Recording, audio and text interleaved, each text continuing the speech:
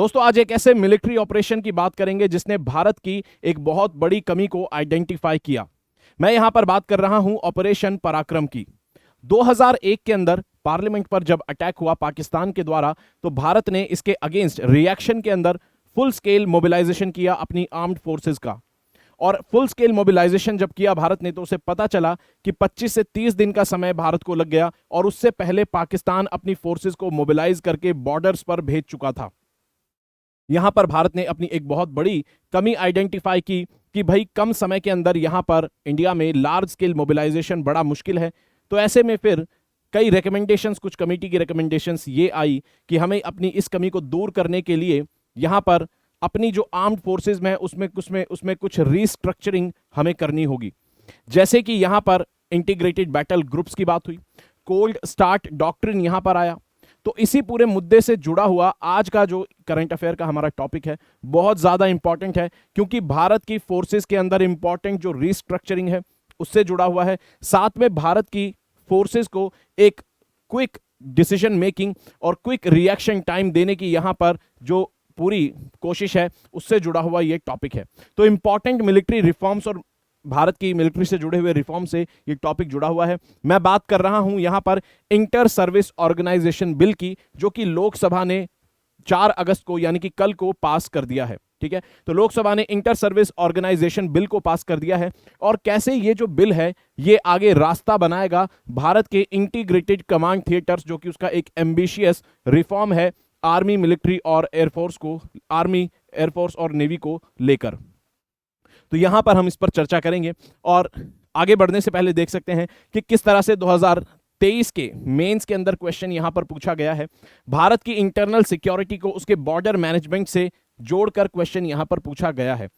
और जब यहां पर अब बात होगी इंटीग्रेटेड कमांड थिएटर्स की, आर्मी के अंदर रिफॉर्म्स की, तो जाहिर सी बात है हम अपनी बॉर्डर्स को ही सिक्योर करने की कोशिश कर रहे हैं। तो कल को भारत की आर्म्ड फोर्सेस में जो रिफॉर्म्स हैं उनके ऊपर भी क्वेश्चन आ सकता है।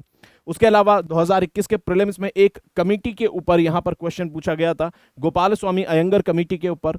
तो यहां पर हम देखेंगे कि आर्म्ड फोर्सेज में जो रिफॉर्म्स हैं उनसे जुड़ी हुई कुछ कमिटीज आपको जानने को मिलेंगी। हो सकता है यूपीएससी आने वाले समय में उन पे भी क्वेश्चन बनाकर आपको दे सकता है, क्योंकि यूपीएससी थोड़े अब अनकन्वेंशनल क्वेश्चन भी, अनकन्वेंशनल ऐसे टॉपिक्स में जाने लगा है जिसमें पहले नहीं पूछ रहा था।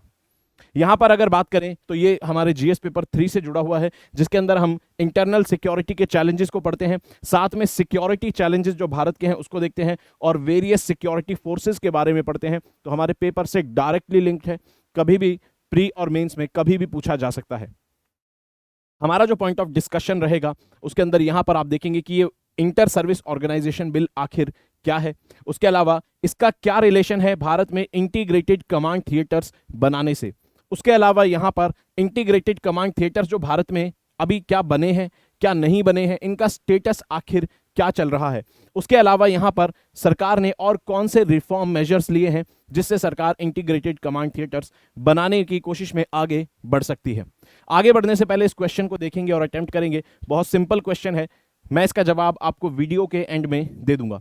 कहता है कि what is the rank of India in global fire power index 2023, यानी कि 2023 के ग्लोबल फायर पावर इंडेक्स में भारत की रैंक क्या है, इसको अटेम्प्ट करेंगे और कमेंट बॉक्स में जवाब देंगे।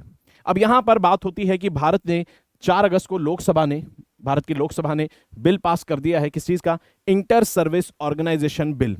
अब इसके नाम से ही आपको कुछ समझ जाना चाहिए कि कुछ यहां पर कोऑर्डिनेशन, कोऑपरेशन और मैनेजमेंट को रिफॉर्म करने की कुछ ना कुछ बात उससे जुड़ा ये बिल होगा। ठीक है, यहां पर इसलिए बताया जा रहा है कि ये कोऑर्डिनेशन, कोऑपरेशन बढ़ाएगा और इंटीग्रेटेड कमांड थिएटर्स जो बनेंगे भारत में उनको बनने में मदद करेगा, उसमें और ज्यादा प्रोसेस को स्ट्रीमलाइन करेगा। ठीक है, चलिए अब यहां पर अगर बात करें, हमने इतनी बार शब्द का इस्तेमाल कर दिया है, थिएटराइजेशन, इंटीग्रेटेड थिएटर कमांड्स कई बार बोल दिया है।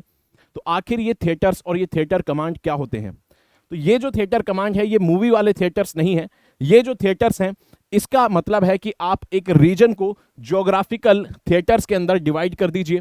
ज्योग्राफिकल एरिया, एक थिएटर का मतलब है ज्योग्राफिकल एरिया में आप उसको डिवाइड कर दीजिए, जहां पर आपकी आर्मी, नेवी और एयरफोर्स कंबाइंड तरीके से ऑपरेशन कर सकती है। यानी कि अगर मान लीजिए कहीं पर स्टेशंस बने हुए हैं अलग अलग आर्मी के, तो अब क्या होगा, आपने एक बड़ा स्टेशन ऐसा बना दिया कमांड थिएटर, जहां पर आर्मी, नेवी और एयरफोर्स तीनों ही मौजूद होंगी, उनके अफसर मौजूद होंगे, उनके इक्विपमेंट्स मौजूद होंगे, और ये एक कमांड थिएटर खुद में इंडिपेंडेंट लेवल पर काम कर सकती है। ठीक है, तो इससे क्या होगा, डिसीजन मेकिंग फास्ट होगी, कोऑपरेशन ज्यादा बढ़ेगा, और जो रिसोर्सेज और हथियार के अंदर जो शेयरिंग होती है वो भी ज्यादा बढ़ेगी। यानी कि रिसोर्सेज का ऑप्टिमाइजेशन होगा, रिसोर्सेज का वेस्ट नहीं होगा। ठीक है, तो यहां पर कोऑर्डिनेशन कोऑपरेशन बढ़ाने के लिए आर्मी, नेवी और एयरफोर्स के अंदर सबकी ताकतों को एक साथ लाकर एक जगह पर इकट्ठा करना, ताकि जॉइंट ऑपरेशंस किए जा सकें, ताकि आप डिसीजन मेकिंग इंडिपेंडेंटली कर सकें। ठीक है, क्योंकि भाई जाहिर सी बात है, जब आर्मी कोई ऑपरेशन करती है, तो आर्मी जब ऑपरेशन करती है जमीन से, तो उसको एयरफोर्स की भी जरूरत पड़ती है। अब ऐसे में एयरफोर्स का आपके साथ तालमेल बैठना बहुत जरूरी है, और अगर फुल स्केल वॉर हो रही है तो ऐसे में नेवी से भी कोऑपरेट आपको करना पड़ेगा, आर्मी को एयरफोर्स से, एयरफोर्स को नेवी से भी कोऑपरेट करना पड़ेगा। और आप जानते हैं कि नेवी में भी अपना एक विंग होता है जिनके पास खुद के हवाई जहाज होते हैं, आर्मी के पास भी खुद के हवाई जहाज होते हैं। तो बेटर है यहां पर कोऑर्डिनेशन स्थापित किया जाए, ताकि सबके लिए अलग अलग हवाई जहाज जो है वो ना खरीदने पड़े, और यहां पर हमारे रिसोर्सेज ऑप्टिमाइज हो सके।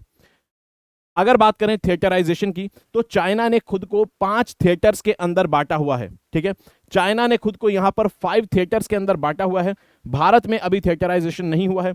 ये एक तरह के एडवांस मिलिट्री रिफॉर्म्स हैं। चाइना का जो वेस्टर्न थिएटर है, ये पूरी भारत की बॉर्डर को हैंडल करता है। तो इसलिए आप यहां पर देख सकते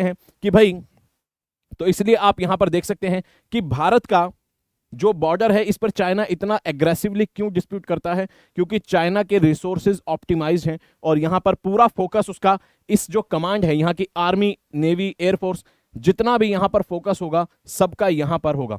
अब यहां पर नेवी की तो जरूरत है नहीं, तो जाहिर सी बात है यहां का जो थिएटर कमांड होगा, इसमें आर्मी और एयरफोर्स का ज्यादा रोल यहां पर रहेगा।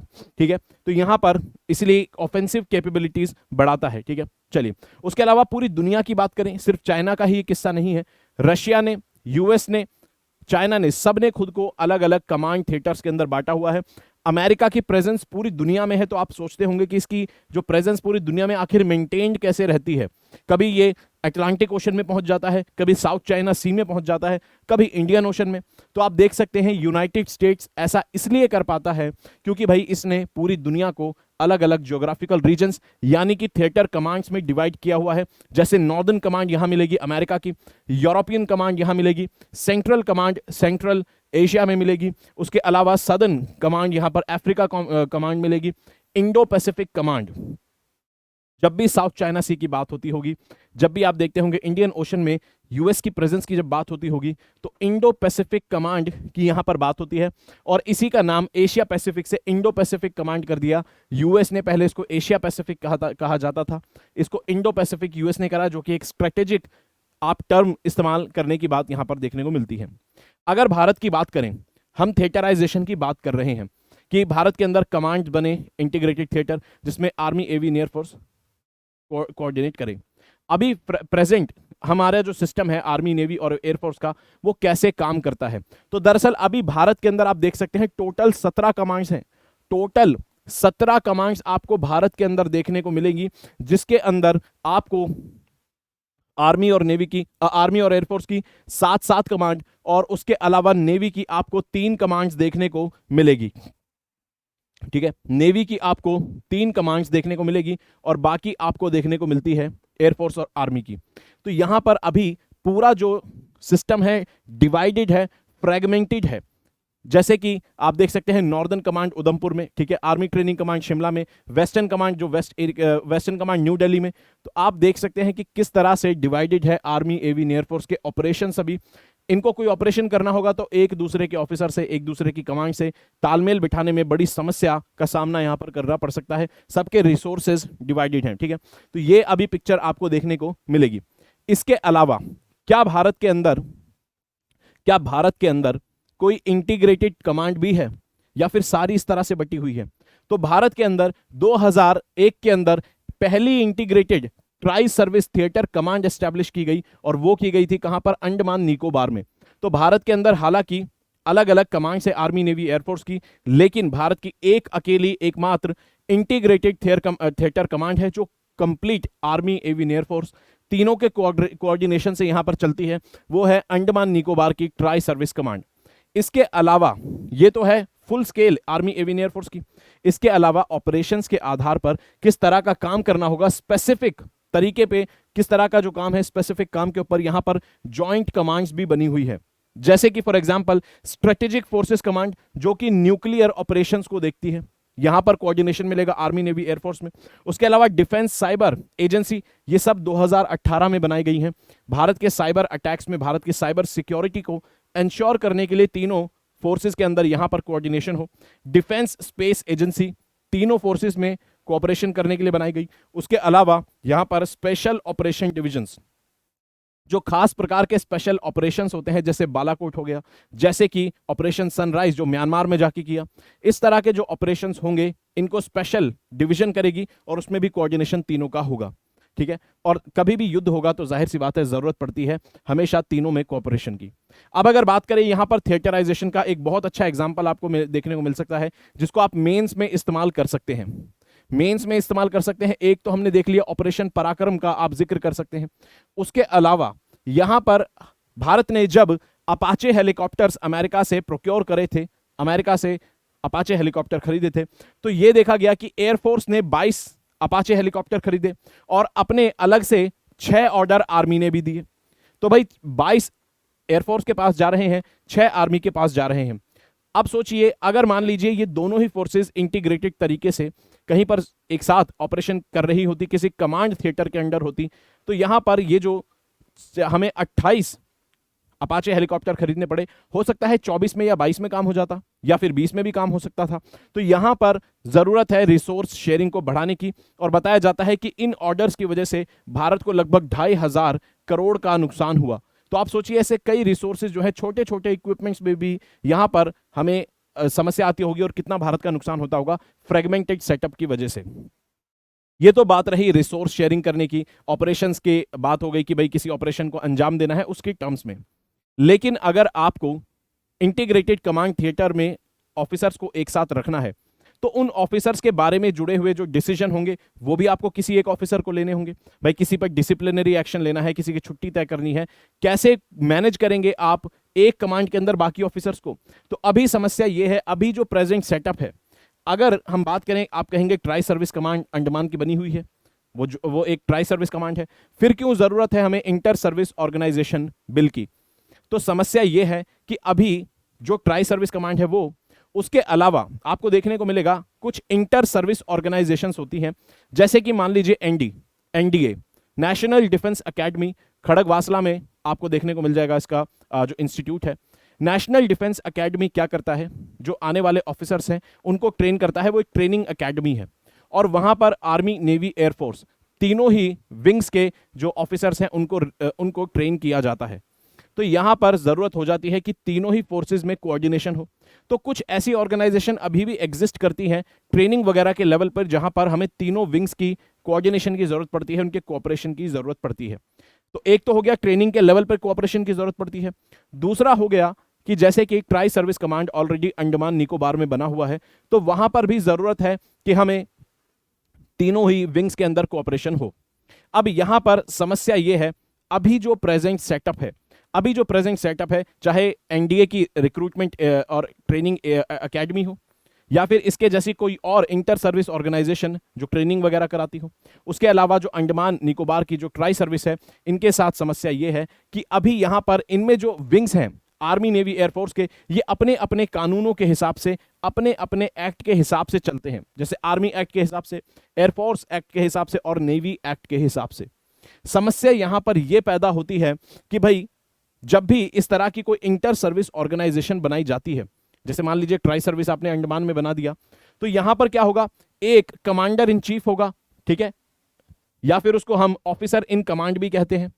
तो एक कमांडर इन चीफ या ऑफिसर इन कमांड होगा जो उस ऑर्गेनाइजेशन के ऑपरेशंस को देखेगा, ठीक है, उसको हम कहेंगे क्या, इंटर सर्विस ऑर्गेनाइजेशन। उसका एक कमांडर इन चीफ और या ऑफिसर इन कमांड होगा जो वहां के ऑपरेशंस को देखेगा। समस्या यह है, अगर मान लीजिए ये ऑफिसर इन कमांड, अगर मान लीजिए ये नेवी से आता है, नेवी से नेवी से सिलेक्ट किया गया ऑफिसर है, तो समस्या ये होती है उस इंटर सर्विस ऑर्गेनाइजेशन के अंडर जो बाकी ऑफिसर्स होंगे, हो सकता है वो उनके खिलाफ डिसीजन ना ले पाए जब अगर मान लीजिए डिसिप्लिनरी एक्शन की बात होगी।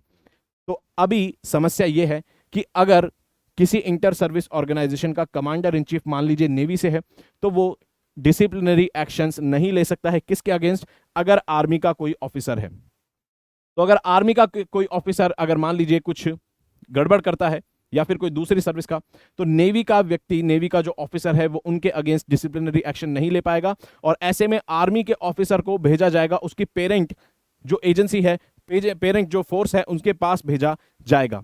ठीक है, तो ये समस्या है अभी यहां पर हमें देखने को मिलती है। तो यानी कि जो नेवी ऑफिसर है उनके पास एडमिनिस्ट्रेटिव पावर नहीं है बाकी फोर्सेस के लिए।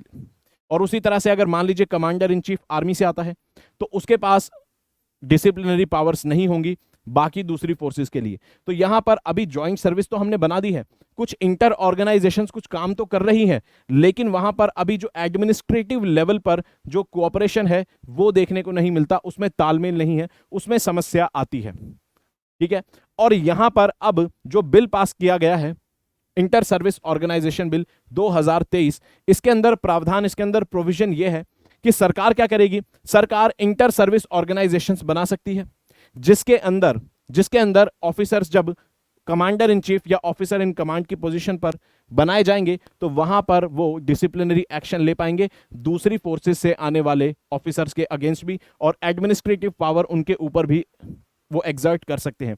जैसे कि यहां पर बात की गई है कि इंटर सर्विस ऑर्गेनाइजेशन अगर सरकार बनाती है, तो इसके अंदर एटलीस्ट 2 सर्विसेज के ऑफिसर अपॉइंट किए जा सकते हैं, और यहां पर फिर एक ऑफिसर के पास बाकी फोर्सेस के अगेंस्ट भी या उनके साथ कोऑपरेशन करने में भी उनके साथ एडमिनिस्ट्रेटिव पावर्स उनके पास होगी। तो कंट्रोल ओवर जो पर्सनल्स है वो बढ़ेगा, आपसी जो एडमिनिस्ट्रेटिव तालमेल है वो बढ़ेगा, जिसकी समस्या अभी देखने को मिल रही थी। तो ये सॉल्यूशन देखा गया है ट्राई सर्विस के अंदर, जो अभी एडमिनिस्ट्रेटिव समस्या चल रही है उसको सॉल्व करने के लिए। ये आगे रास्ता तय करेगा इंटीग्रेटेड कमांड थिएटर्स को बनाने के लिए, क्योंकि जाहिर सी बात है कमांड थिएटर्स अगर आप बनाएंगे तो उसमें कोऑपरेशन होना बहुत जरूरी है, और कमांड थिएटर बनाना भी बहुत ज्यादा जरूरी है, क्योंकि हमने एग्जांपल्स देख लिए। अब कमांड थिएटर बनाने के लिए यहां पर कभी क्या रिकमेंडेशंस कौन सी मिली है उसको देखते हैं। प्रीलिम्स और मेंस में कोट करने के लिए काम आएगा, प्रीलिम्स में डायरेक्ट पूछ सकता है। कहता है कि जब कारगिल का युद्ध हुआ, कारगिल वॉर हुई, तो उसके बाद यहां पर कारगिल रिव्यू कमेटी बनी, और बाद में नरेश चंद्र टास्क फोर्स, दोनों ने ही भारत के अंदर आर्म फोर्सेस में कुछ बदलाव, कुछ स्ट्रक्चरल रिफॉर्म करने की रिकमेंडेशंस दी थी। उसके अलावा बाद में 2016 में यहां पर शेकाटकर कमेटी बनी, जिसने जिसने पुख्ता तौर पर यह कहा कि भारत को जरूरत है अब थिएटर कमांड्स की जरूरत है। साथ में post of chief of defence staff की भी यहां पर बनाने की बात की। तो सीडीएस की पोस्ट आप देखते हैं शेकाटकर कमेटी के बाद बनी, और यहां पर चीफ ऑफ डिफेंस स्टाफ हमारे पहले जनरल बिपिन रावत थे। अब आप बताएंगे कि हमारे present chief of defence staff इस समय कौन है, प्रेजेंट सीडीएस कौन है। 2022 में ही इनकी नियुक्ति हुई है, जो जनरल बिपिन रावत हैं उनकी मृत्यु के बाद। ठीक है, चलिए, तो यहां पर अभी तक समस्या क्या आ रही थी, इंटीग्रेटेड कमांड थिएटर्स अभी तक क्यों नहीं बने। शेकाटकर की रिकमेंडेशन 2016 में आ चुकी थी, अंडमान निकोबार वाला ही कमांड थिएटर चल रही है, बाकी क्यों नहीं बने। तो यहां पर समस्या यह आ रही थी कि जो आर्मी, नेवी और एयरफोर्स के बीच में तालमेल था, डिसीजन मेकिंग थी, इसको लेकर कंसेंसस नहीं बन पा रहा था, एक सहमति नहीं बन पा रही थी, एक कॉमन राय नहीं बन पा रही थी, जो कि अब फाइनली बन चुकी है। और अब फाइनली हम देखने को हमें मिलेगा अगस्त के एंड तक, हो सकता है यहां पर आपको कुछ इंटीग्रेटेड कमांड थिएटर्स बनते हुए नजर आएंगे। ठीक है, तो अब इंटीग्रेटेड कमांड थिएटर्स बनते हुए नजर आएंगे। शुरुआत में बात चल रही थी कि 4 से 5 कमांड थिएटर्स भारत में टोटल बनाए जाएंगे। शेकाटकर कमेटी ने भी 4 से 5 की रिकमेंडेशन दी थी, लेकिन अब यहां पर जो फाइनली डिसीजन लिया जा रहा है उसमें शुरू में हम 3 कमांड थिएटर्स बनाएंगे, 3 कमांड थिएटर्स, जिसके अंदर से 2 कमांड थिएटर हमारे नॉर्थ में होंगे, जैसे कि एक जयपुर में होगा, एक लखनऊ में होगा।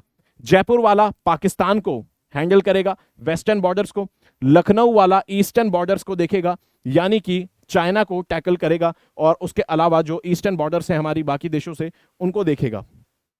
उसके अलावा यहां पर एक मैरीटाइम इंटीग्रेटेड कमांड थिएटर बनाया जाएगा, और यहां पर कर्नाटका के अंदर इसकी पॉसिबिलिटी है कि कर्नाटका में बनाया जाएगा, जो कि नेवी के अंडर होगा।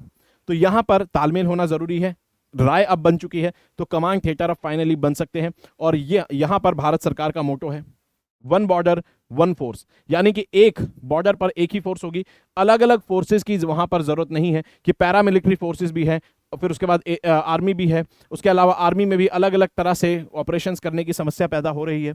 तो यहां पर वन बॉर्डर वन फोर्स के तहत यहां पर चीजों को स्ट्रीमलाइन किया जा रहा है। और अगर बात करें इंटीग्रेटेड कमांड थिएटर्स में सरकार ने और क्या स्टेप लिए हैं इसको बनाने के लिए, तो इंटीग्रेटेड कमांड थिएटर्स को बनाने के लिए सरकार ने जो स्टेप लिए हैं, 2019 के अंदर चीफ ऑफ डिफेंस स्टाफ इसीलिए बनाया गया था ताकि चीफ ऑफ डिफेंस स्टाफ क्या करें, रीऑर्गेनाइजेशन करें इंटीग्रेटेड कमांड थिएटर्स के अंदर भारतीय फौजों का।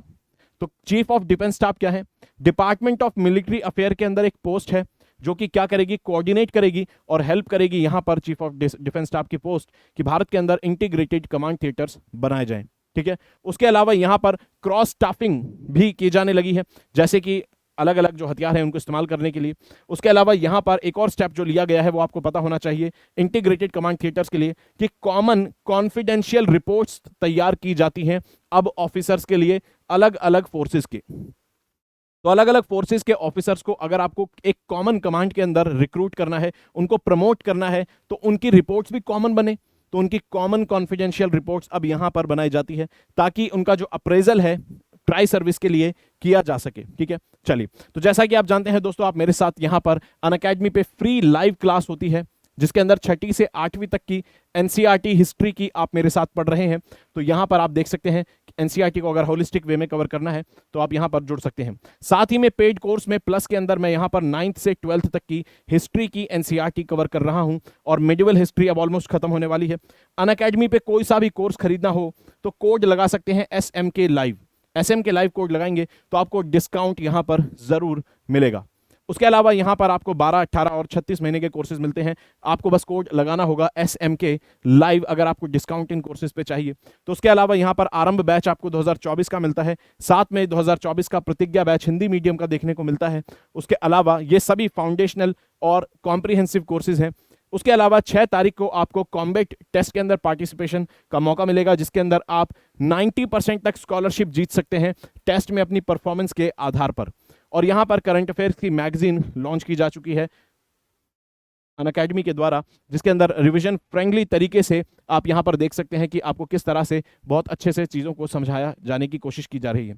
उसके अलावा ऑफलाइन स्टडीज़ में जो विश्वास रखते हैं दोस्त, सभी के लिए यहां पर इंग्लिश मीडियम और हिंदी मीडियम दोनों के ऑफलाइन सेंटर खुल चुके हैं अनअकैडमी के, राजेंद्र नगर में इंग्लिश मीडियम का और मुखर्जी नगर में हिंदी मीडियम का। आगे बढ़ने से पहले इस क्वेश्चन का जवाब देंगे कि what is the rank of India in global fire power index 2023। तो इसका जो सही जवाब है वो है 4th। भारत की 4थी रैंक है ग्लोबल फायर पावर इंडेक्स में, जो बताता है कि भारत 4थी पावरफुल मिलिट्री पावर है। अगर आपको मेरे साथ जुड़ना है, आप मेरे साथ जुड़ सकते हैं यहां पर। ठीक है, आप मेरे साथ यहां पर जुड़ सकते हैं, इंस्टाग्राम पर मैसेज कर सकते हैं, आपके सभी डाउट्स का मैं जवाब दूंगा। PDF के लिए आपको टेलीग्राम चैनल ज्वाइन करना होगा, मेल भी कर सकते हैं, कोई भी डाउट हो। तब तक पढ़ते रहेंगे, अपना ख्याल रखेंगे, वीडियो को लाइक करेंगे, चैनल को सब्सक्राइब करेंगे, कमेंट करेंगे, अपना प्यार बरसाएंगे। जय हिंद दोस्तों।